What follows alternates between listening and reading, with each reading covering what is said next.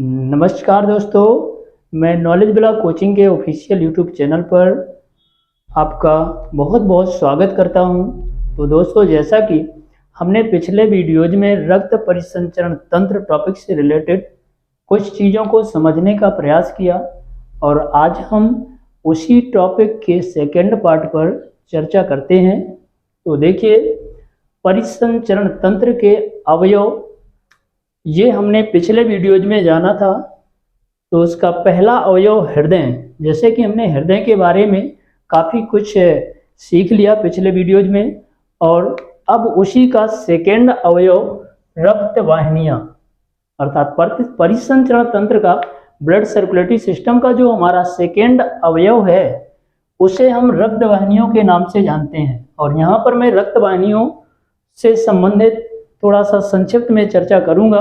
इसके बाद उसका लास्ट जो मूल अवयव है रक्त, इस रक्त अवयव को यहाँ पर एक्सप्लेन किया है मैंने बोर्ड में, इसलिए अभी आपको इस लिखे हुए मैटर्स को देखना नहीं है, क्योंकि जिस पॉइंट्स पर मैं चल रहा हूँ सबसे पहले आप उस पर ध्यान दें कि रक्त परिसंचरण तंत्र के जो हमारे अवयव थे हृदय, ये हमारे द्वारा ठीक ढंग से पढ़ा गया। और उसी का जो दूसरा अवयव है रक्त वाहिनियाँ, इससे हमें यह मालूम चलता है कि हमारे शरीर में जो रक्त प्रवाहित होता है वह रक्त प्रवाह इन तीन प्रकार की ब्लड वेसल्स या रक्त प्रवाहिका या रक्त वाहिनी, कुछ भी हम इसे बोल सकते हैं। तो देखिए, इसे तीन भागों में बांट दिया गया है। रक्त वाहिनियाँ या रक्त वाहिकाएं हमारी तीन प्रकार की होती हैं। पहली रक्त प्रवाहिका को हम धमनी के नाम से जानते हैं और दूसरी रक्त प्रवाहिका हमारी सिरा के नाम से जानी जाती है और तीसरी रक्त प्रवाहिका हमारी केशिका के नाम से जानी जाती है। अर्थात धमनी, सिरा, केशिका, यह एक ऐसी रक्त प्रवाहिकाएं हैं जिनसे रक्त होकर के संपूर्ण शरीर में ठीक फैलता है एवं संपूर्ण शरीर से सिमट कर हृदय तक पहुंचता है। अब इसमें हमें ये जानना होगा कि जो धमनी होती है किस प्रकार के रक्त को लेकर के ठीक एक जगह से दूसरे स्थान तक पहुंचाने का प्रयास करती है। तो जो धमनी है, धमनी में शुद्ध रक्त अर्थात ऑक्सीकृत रक्त पाया जाता है। धमनी में किस प्रकार का रक्त होता है? शुद्ध रक्त या ऑक्सीकृत रक्त पाया जाता है। और सिरा जो होती है, सिरा हमारी अशुद्ध रक्त को प्रवाहित करती है। यानी सिराओं में किस प्रकार का रक्त पाया जाता है? अशुद्ध रक्त पाया जाता है।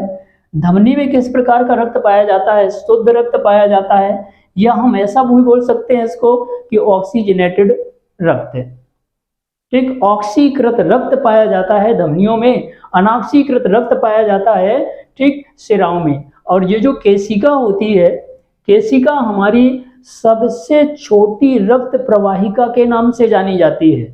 अर्थात सबसे छोटी रक्त वाहिनी जिसे केशिका या कैपिलरीज कहा जाता है।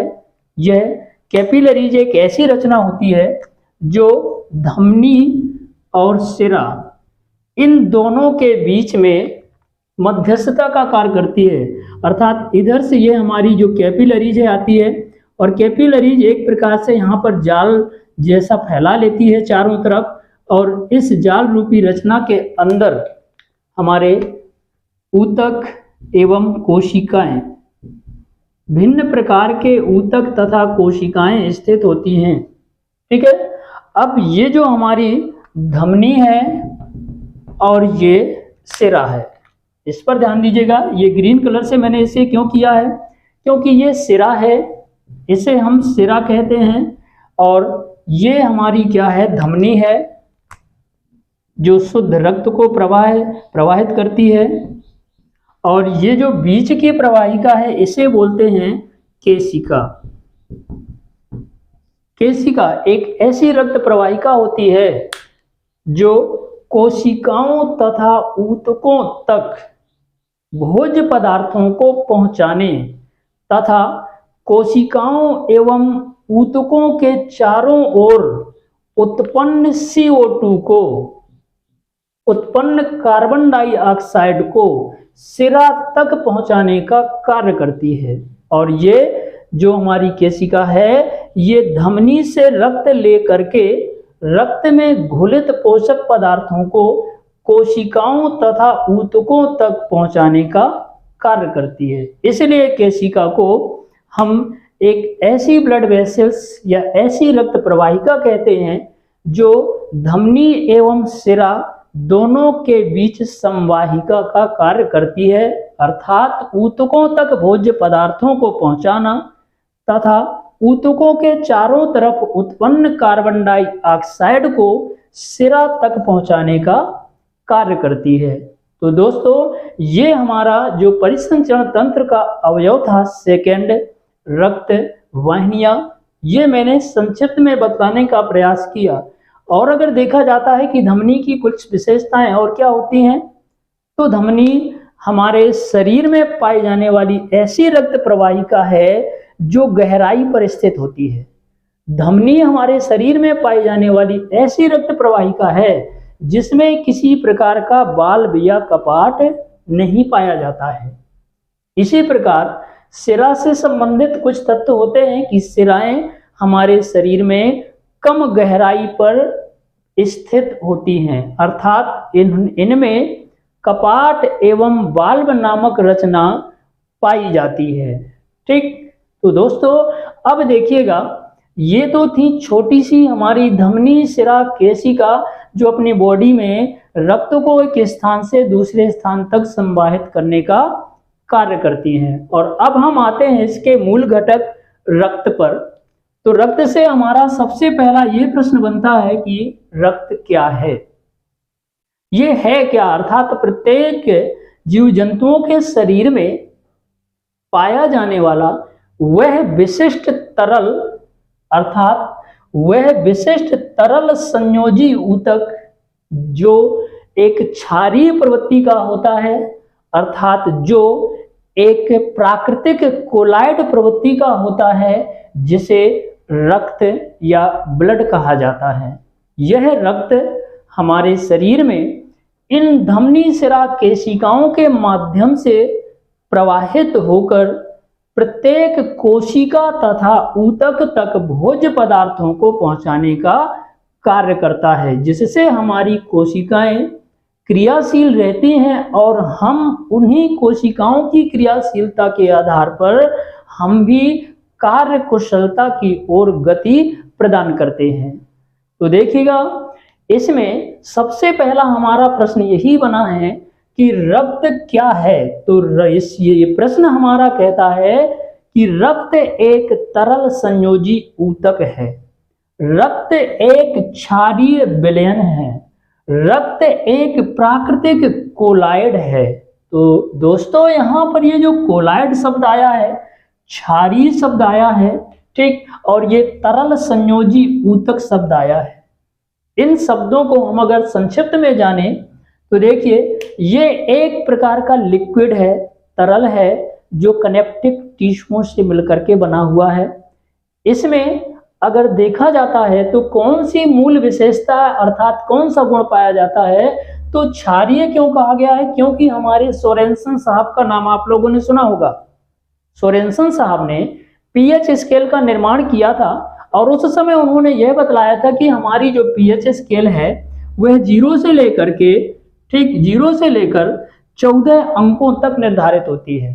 अर्थात उन्होंने यह भी बतलाया कि 0 से लेके, ठीक, 7 तक यहाँ पर और 7 से फिर 14 तक, अर्थात 7 से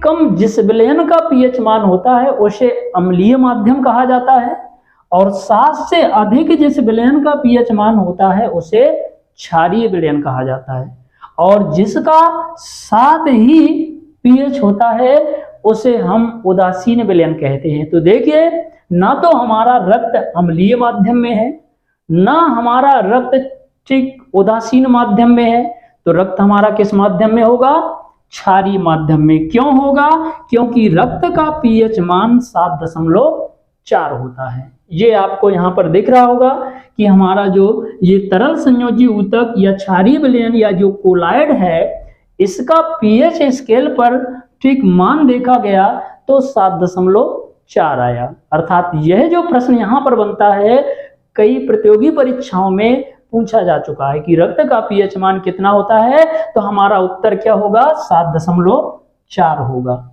फिर दोस्तों देखिएगा, ये हमारा प्रश्न बनता है कि जो रक्त है, ब्लड है, ठीक, इसका निर्माण कहां पर होता है। तो इसके निर्माण को जानने के लिए हमें दो प्रोसेस इसकी समझनी होंगी, अर्थात वयस्क जैसे कि हम आप में या जन्म के बाद की जो कंडीशंस होती है उस समय अगर हम देखें तो इसका निर्माण कहां पर होता है, अस्थि मज्जा या बून मैरो। बून मैरो हमारी कुछ ऐसी बड़ी मोटी ठोस हड्डियां होती हैं, ठीक, ठोस हड्डियां होती हैं जिनमें एक गड्ढा या कैविटी पाई जाती है, और इस गड्ढे या कैविटी को हम किस नाम से जानते हैं, तो मैरो कैविटी। इसका नाम क्या होगा, मैरो कैविटी। और इस मैरो कैविटी में एक विशेष प्रकार का तरल आकर एकत्रित हो जाता है, ठीक। उस संग्रहित तरल को हम किस नाम से जानते हैं, अस्थि मज्जा के नाम से जानते हैं, अस्थि मज्जा के नाम से जानते हैं। और इसी अस्थि मज्जा में ये जो पाए जाने वाले पार्टिकल्स दिख रहे हैं, इन प्रत्येक पार्टिकल्स को आरबीसी कहा जाता है, अर्थात रेड ब्लड सेल्स या रक्त का निर्माण हमारे शरीर में ठीक कहां से होता है, तो बून मैरो या अस्थि मज्जा से होता है। लेकिन प्रश्न हमारा ये बनता है कि जब हम मां के गर्भ में थे उस समय क्या हमारी हड्डियां इतनी मजबूत थी, क्या हमारी हड्डियों में गड्ढे बनते थे, कैविटी का निर्माण होता था, क्योंकि छोटी छोटी पतली पतली हड्डियां थी। उस समय अगर ये कैविटी का निर्माण होता तो वो हड्डी ही हमारी अलग हो जाती, टूट जाती। इसलिए हड्डियों से निर्माण हमारे अस्थि मज्जा यानी रक्त का नहीं होता था। उस कंडीशंस में भ्रूण अवस्था में या गर्भस्थ शिशु में जो हमारे रक्त का निर्माण होता था वो कहां से, यकृत से और प्लीहा से होता था। तो प्रश्न दो प्रकार से जा रहा है कि जब वयस्क की बात की जाती है तो वयस्क में ठीक रक्त का निर्माण कहां से होता है या आरबीसी का निर्माण कहां से होता है, तो उस समय हमें आंसर देना होगा अस्थि मज्जा या बून मैरो से।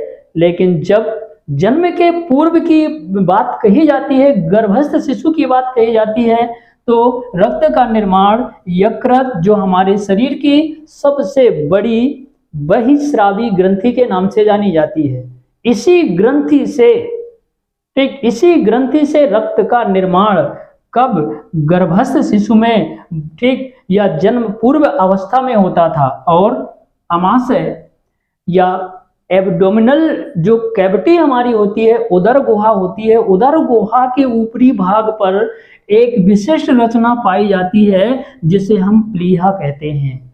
इस प्लीहा को स्प्लीन कहते हैं, इस प्लीहा को तिल्ली कहते हैं।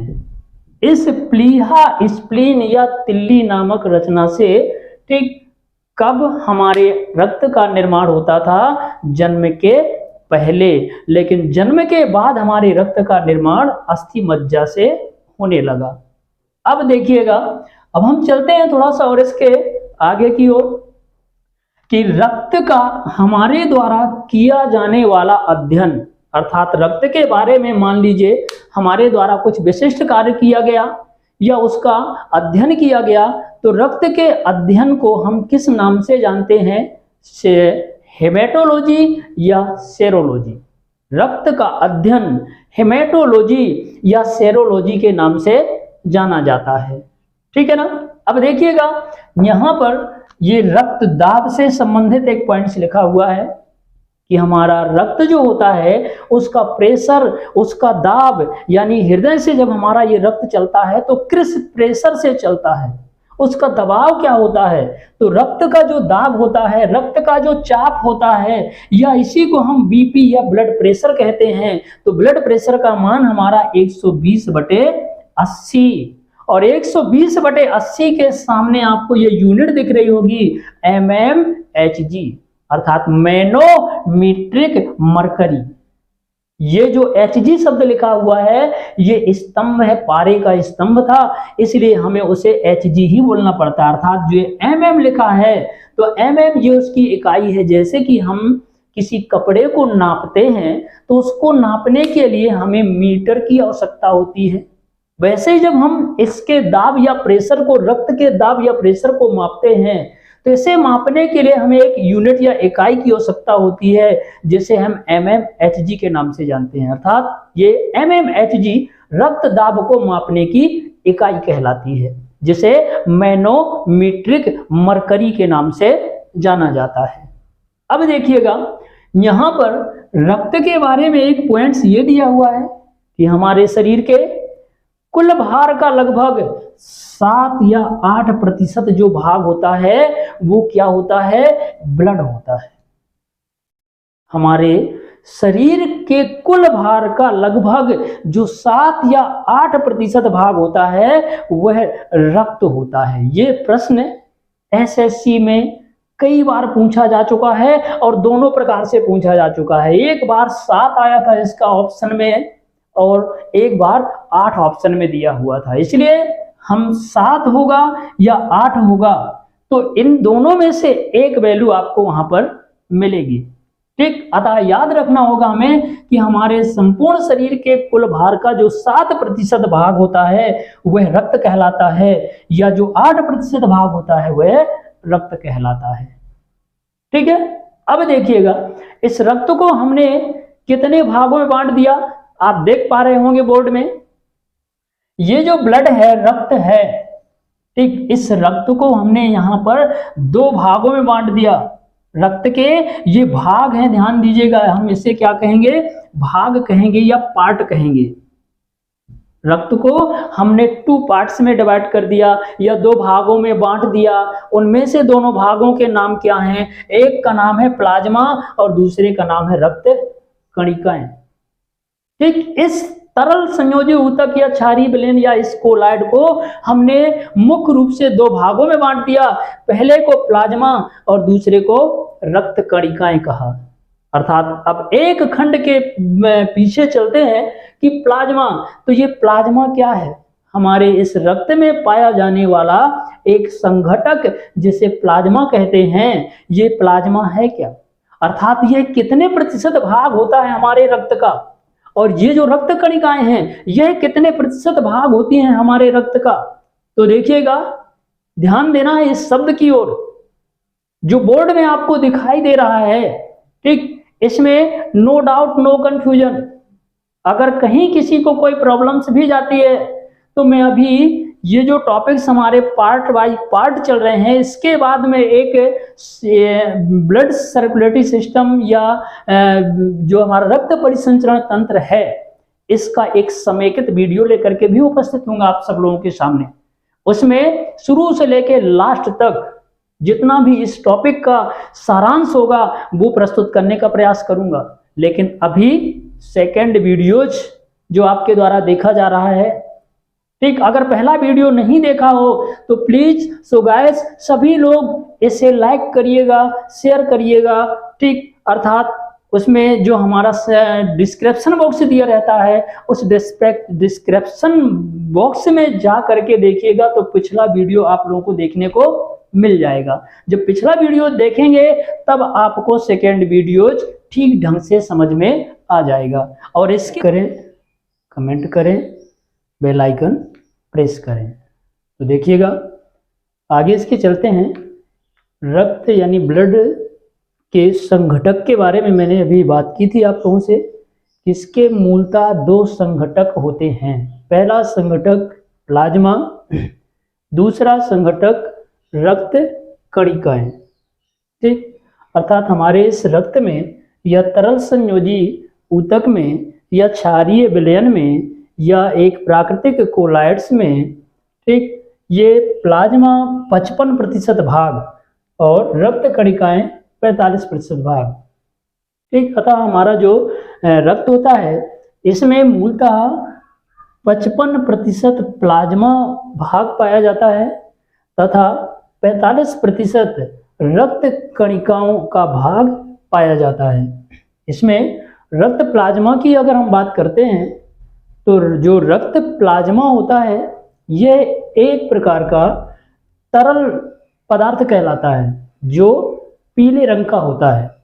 पीले रंग का तरल पदार्थ या हमारे रक्त का जो क्षनित भाग है, जब हम रक्त को सेंट्रीफ्यूज करते हैं या छानते हैं या फिल्ट्रेट करते हैं, ठीक है ना, तो इसके पश्चात हमें एक नया पदार्थ प्राप्त होता है। रक्त को जब हम फिल्ट्रेट करते हैं, सेंट्रीफ्यूज करते हैं, तो इसका प्लाज्मा वाला भाग प्राप्त होता है जो 55% भाग बनाता है। यह रक्त का क्षनित भाग है, यह पीले रंग का तरल पदार्थ है, यह प्रोटीन तथा ग्लूकोज का संचालन करता है। यह इसका प्लाज्मा का सबसे महत्वपूर्ण कार्य है कि हमारे रक्त में जो प्लाज्मा होता है इसका मुख्य कार्य हमारे शरीर में प्रोटीन तथा ग्लूकोज का संचालन करना होता है। इस प्लाज्मा में अगर और भी एक प्रश्न देखें तो यहाँ पर आपको ये एरो चिन्ह दिख रहा होगा और यहाँ पर मैंने ये लिख दिया है 91% जल, अर्थात जो हमारा ये रक्त प्लाज्मा है इसमें 91% जल और 9% प्रोटीन तथा यहाँ पर कार्बनिक एवं अकार्बनिक लवण पाए जाते हैं। ये कार्बनिक एवं अकार्बनिक लवण जो होते हैं, जैसे कि फॉर एग्जांपल समझने का प्रयास करें कि NaCl सोडियम क्लोराइड, ये हमारा एक अकार्बनिक लवण है। ठीक, दूसरा अकार्बनिक लवण है NaHCO3 sodium bicarbonate. Sodium bicarbonate और सोडियम क्लोराइड ये हमारे अकार्बनिक लवण और ये प्रोटीन, ये दोनों पदार्थ मिल करके ठीक आपस में 9% भाग बनाते हैं और जो 91% भाग है ये जल होता है। कई बुकों में हमें इसके कुछ और भी ऑप्शन मिलते हैं कि जो प्लाज्मा का भाग होता है रक्त में वो 90% भी मान लिया जाता है, 91% भी माना जाता है, 92% भी माना जाता है।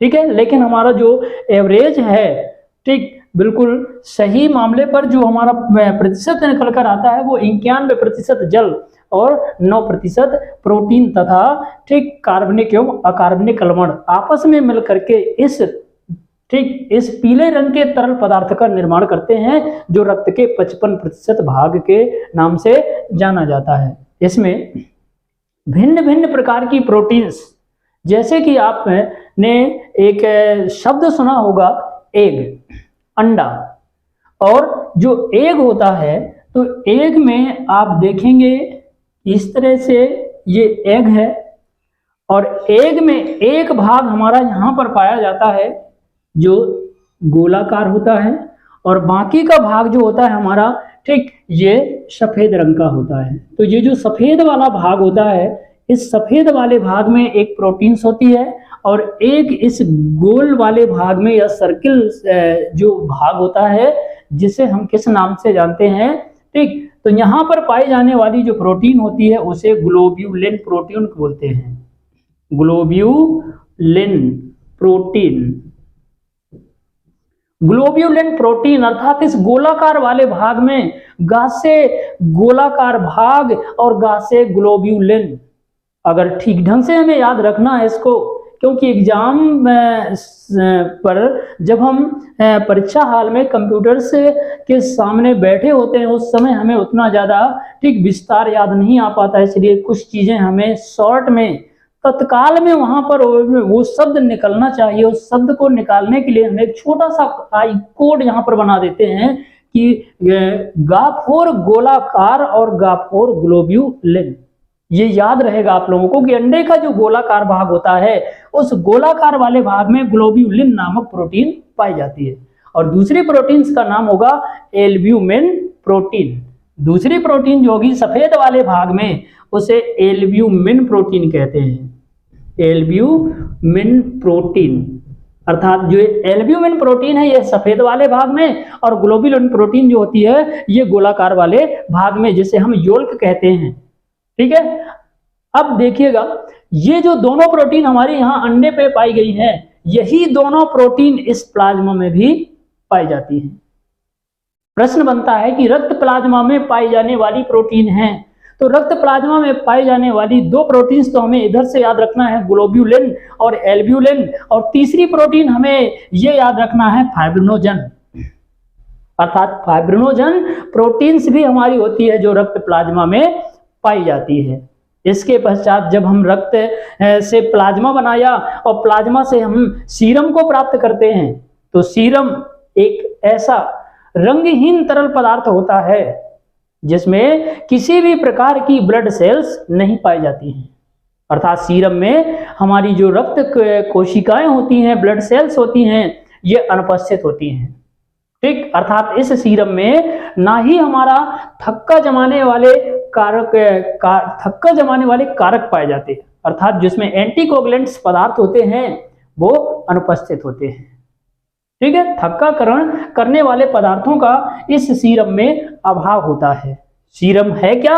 तो इससे जब हम प्लाज्मा से फाइब्रिनोजन प्रोटीन्स को अलग कर देते हैं या प्लाज्मा को हम फिल्ट्रेट करते हैं, छानते हैं या सेंट्रीफ्यूज करते हैं, उस समय हमें एक बना नया तरल पदार्थ जो प्राप्त होता है उसे सीरम कहते हैं।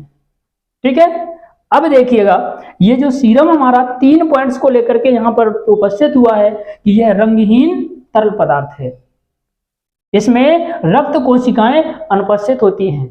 ठीक, यह इसमें थक्का जमाने वाले कारकों का अभाव होता है।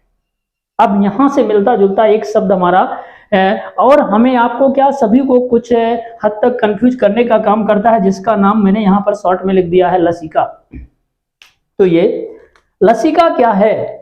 तो लसिका एक ऐसा तरल पदार्थ है जो हमारी कोशिकाओं तथा ऊतकों तक पोषक पदार्थों को पहुंचाने का कार्य करता है। जैसे इस बोर्ड में यहाँ पर इस किनारे पर मैंने ये डायग्राम धमनी, सिरा और केशिका का बनाया था। इस चित्र से समझने का प्रयास करेंगे आप इस लसिका को कि लसिका क्या है। सीरम से कुछ हटकर या सीरम से कुछ अलग एक विशिष्ट प्रकार का तरल होता है जो कोशिकाओं तथा ऊतकों तक विभिन्न प्रकार के पोषक पदार्थों को पहुंचाने का कार्य करता है।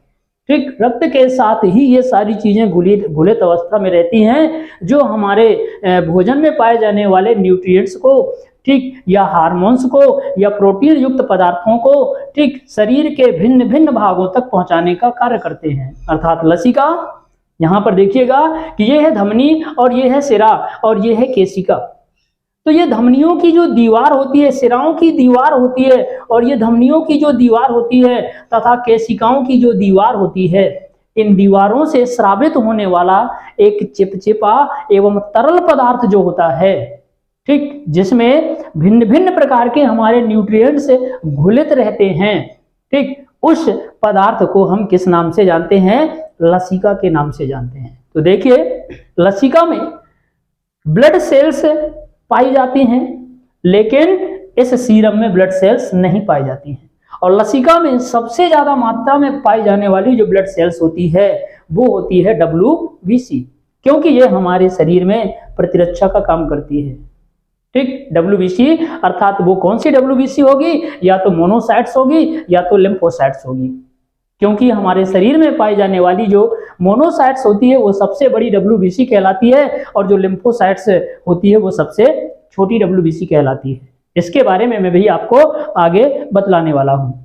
ठीक है, तो दोस्तों इतना भाग समझ में आ गया होगा कि रक्त के मूलतः जो 2 भाग हैं, पहले भाग को प्लाज्मा कहते हैं जो 55% भाग बनाता है, ठीक, दूसरे को रक्त कणिकाएं कहते हैं जो 45% भाग बनाता है, और यहाँ पर ये जो प्लाज्मा के बाद दूसरा पदार्थ तैयार होता है उसे सीरम कहते हैं। और सीरम जो हमारा एक पदार्थ होता है, इसमें किसी भी प्रकार की ब्लड सेल्स नहीं पाई जाती हैं और ना ही इसमें फाइब्रिनोजन प्रोटीन पाई जाती है, अर्थात इसमें ब्लड को क्लॉट करने वाले पदार्थों का पूर्ण रूप से अभाव होता है। अब चलते हैं हम इसके दूसरे वाले 45% वाले भाग पर। तो देखिएगा यहाँ पर जो हमारी रक्त कणिकाएं होती हैं, रक्त कणिकाएं अर्थात ये रक्त कणिकाएं, ठीक, या रक्त के कण या रक्त के पार्टिकल्स, हमारा जो ये ब्लड है, ब्लड को मूल रूप से 3 कणों में बांटा गया है। अगर प्रश्न बनता है कि रक्त के मूलतः कितने भाग होते हैं, तो 2 भाग होते हैं, यानी प्लाज्मा और रक्त कणिकाएं। अब प्रश्न बनता है कि इस रक्त के मूलतः कितने कण होते हैं, या रक्त हमारा मूल रूप से कितने कणों से मिलकर के बना होता है। तो रक्त मूलतः 3 कणों से मिलकर के बनता है, जिसके पहले कण को आरबीसी के नाम से जानते हैं, दूसरे पार्टिकल्स को डब्ल्यूबीसी के नाम से जानते हैं, और तीसरे पार्टिकल्स को ब्लड प्लेटलेट्स के नाम से जानते हैं। अब यहां पर देखेंगे आरबीसी जो ये शब्द लिखा हुआ है, अर्थात इंग्लिश में इसे देखेंगे तो red blood cells, red blood cells, ये एक सिंपल सा नाम है, साधारण सा नाम है जो सभी जानते हैं, लेकिन हमारा जो वास्तविक नेम है इसका, साइंस की भाषा में जो नाम दिया गया है, ठीक, तो इस आरबीसी को एरिथ्रोसाइट्स के नाम से जानते हैं। आरबीसी का हमारा जो नाम है वो एरिथ्रोसाइट्स के नाम से जाना जाता है, ठीक है। रेड ब्लड सेल्स या लाल रक्त कणिका या एरिथ्रोसाइट्स, तीनों नाम आपको याद रखना है, क्योंकि परीक्षाओं में जो प्रश्न बनते हैं वो आजकल सिनोनिम्स के आधार पर बनते हैं, ठीक। जरूरी नहीं है कि उसका यही नाम सीधा सीधा नाम आ जाए, रेड ब्लड सेल्स या लाल रक्त कणिका, हो सकता है एरिथ्रोसाइट्स आ जाए, ठीक है। इसलिए हमें आरबीसी भी जानना है, रेड ब्लड सेल्स भी जानना है, लाल रक्त कणिका भी जानना है, और एरिथ्रोसाइट्स भी जानना है। अब इसका देखें अगर कि इसका जो लाइफ टाइम होता है, आरबीसी का लाइफ टाइम, कितने दिनों तक यह जीवित अवस्था में पाई जाती है, ठीक, तो ये इसका लाइफ टाइम लिखा हुआ है, जीवन काल, कि आरबीसी, ठीक, मुख्य रूप से 120 दिनों तक जीवित रहती है, या आरबीसी का जीवन काल, आरबीसी का लाइफ टाइम 120 दिन कहलाता है। ये याद रखना होगा, कई बार परीक्षाओं में पूछा जा चुका है। दूसरा प्रश्न हमारा ये बनता है कि इस आरबीसी की जो मात्रा होती है, ठीक, मेल में और फीमेल में, ये एम यहां पर लिखा हुआ है, एम का मीन्स हुआ मेल में, मनुष्य में, और ये एफ लिखा हुआ है, एफ यानी फीमेल में, यानी ठीक स्त्रियों में।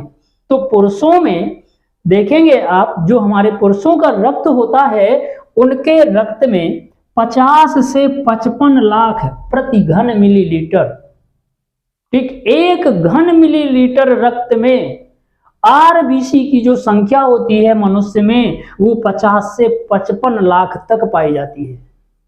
यानी समझ गए होंगे कि मनुष्य के 1 घन मिलीलीटर रक्त में 50 से 55 लाख आरबीसी की संख्या पाई जाती है, और स्त्रियों के 1 घन मिलीलीटर रक्त में, ये यूनिट लिखी हुई है प्रति घन मिलीलीटर, अर्थात स्त्रियों के 1 घन मिलीलीटर रक्त में जो हमारी आरबीसी की संख्या होती है वो 45 से 55 लाख मानी जाती है, ठीक है। अब देखिएगा यहां पर इसका जो सेकेंड पार्ट है, सेकेंड कण है हमारे रक्त का, वो डब्ल्यूबीसी के नाम से जाना जाता है, डब्ल्यूबीसी के नाम से जाना जाता है। अब यहां पर ये डब्ल्यूबीसी हमारी आती है, ठीक, तो डब्ल्यूबीसी का जो दूसरा नाम है व्हाइट ब्लड सेल्स या श्वेत रक्त कणिका, व्हाइट ब्लड सेल्स या श्वेत रक्त कणिका, जिसे हम ल्यूकोसाइट्स के नाम से जानते हैं, ल्यूकोसाइट्स, ठीक। अर्थात इसका निर्माण कहां से होता है? देखिए आरबीसी का निर्माण तो हमने पढ़ा अस्थि मज्जा से होता है। आरबीसी का निर्माण कहां से होता है? अस्थि मज्जा से होता है। और जो डब्ल्यूबीसी होती है, तो डब्ल्यूबीसी का निर्माण हमारा यहां पर देखिए ये लिखा हुआ है लिम्फ नोड या प्लीहा से होता है। जो व्हाइट ब्लड सेल्स है, प्रतिरक्षी सेल्स हैं, गार्ड सेल्स हैं, ठीक, वो हमारी लिम्फ नोड अर्थात सबसे बड़ा लसिका ऊतक जो हमारा होता है उसे कहते हैं लिम्फ नोड, और उसी लिम्फ नोड से इस डब्ल्यूबीसी का जन्म होता है, यह डब्ल्यूबीसी का निर्माण होता है। और साथ ही ब्लड प्लेटलेट्स को हम थ्रोम्बोसाइट्स के नाम से भी जानते हैं। ये हमारे रक्त का जो थर्ड पार्टिकल्स है अर्थात तीसरा पार्ट है, इसमें यदि देखें कि प्रति घन मिलीलीटर रक्त में संख्या कितनी होती है, तो 1,50,000 से लेकर के 4,50,000, अर्थात प्रति घन मिलीलीटर रक्त में हमारे ठीक जो ब्लड प्लेटलेट्स की संख्या होती है वो समथिंग 1.5 लाख से लेके 4.5 लाख के समथिंग पाई जाती है। ठीक है, अब इसका जीवन काल यदि जानते हैं कि कितने दिनों तक हमारी ब्लड प्लेटलेट्स जीवित रहती है, तो 7 दिनों तक। इसका जीवन काल 1 सप्ताह या 7 दिन, ऐसा भी पेपर में पूछा जा चुका है। जरूरी नहीं है कि 7 डेज ही लिख के आएगा, वहां पर हिंदी में लिख दिया जाता है सप्ताह, कि 2 सप्ताह, 4 सप्ताह, 3 सप्ताह। इसलिए दोनों चीजें याद रखना है कि 7 दिन या 1 सप्ताह तक हमारी ब्लड प्लेटलेट्स का जीवन काल होता है। 4 से 6 दिन तक हमारी WBC का जीवन काल होता है। कई बुक्स में या कई जगह हमें इसका जीवन काल और भी देखने को मिलता है, 4 से लेकर के 6 दिन यहाँ लिखा हुआ है। अधिकतम इसका जो जीवन काल होता है वो 13 दिन भी माना गया है, या हमारी WBC का जो जीवन काल होता है वो अधिकतम 13 दिन तक। लेकिन हमें परीक्षाओं में जो आने वाले पॉइंट्स होते हैं वो अधिकांशतः 10 से नीचे वाले पॉइंट्स ही पूछे जाते हैं, कि 2 से 4, 4 से 6 या 13 दिनों तक अधिकतम इसकी जीवन शैली होती है। और RBC हमारी फिक्स है कि 120 दिन तक पाई जाती है। तो दोस्तों देखिएगा, ब्लड प्लेटलेट्स के लिए एक छोटा सा पॉइंट्स और भी बोलना चाहूंगा मैं, कि जो ब्लड प्लेटलेट्स होती है हमारी, ठीक, क्यों घटती है, इसकी घटने का मूल कारण क्या होता है।